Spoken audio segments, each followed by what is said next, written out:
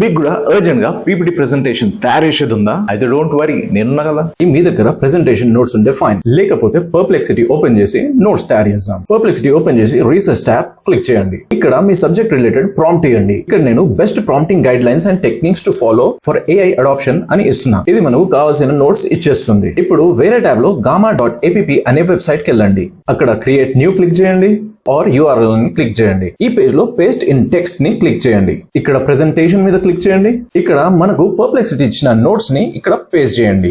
ఇక్కడ మీకు ఆప్షన్స్ ఉంటాయి, generate from notes or an outline or summarise long text or document. మనం summarise long text or document ని click చేద్దాం. Continue to prompt editor click చేయండి. ఇక్కడ మీ రిక్వెస్ట్ ని ఇంకా ఫైన్ ట్యూన్ చేయొచ్చు. మీకు మినిమల్ కావాలా, కన్సైజ్ కావాలా, డీటెయిల్ కావాలా, ఎక్స్టెన్సివ్ కావాలా, మీకు అవుట్పుట్ లాంగ్వేజ్ ఏ లాంగ్వేజ్ లో కావాలా, విజువల్స్ ఇక్కడ మనం అవుట్పుట్ విజువల్ ఫార్మాట్ కూడా సెలెక్ట్ చేయవచ్చు. ఇక్కడ పిస్టాషియో ఫార్మాట్ ని సెలెక్ట్ చేద్దాం. ఇక్కడ మీరు ఇమేజ్ ఆర్ట్ స్టైల్ ని కూడా సెలెక్ట్ చేయొచ్చు.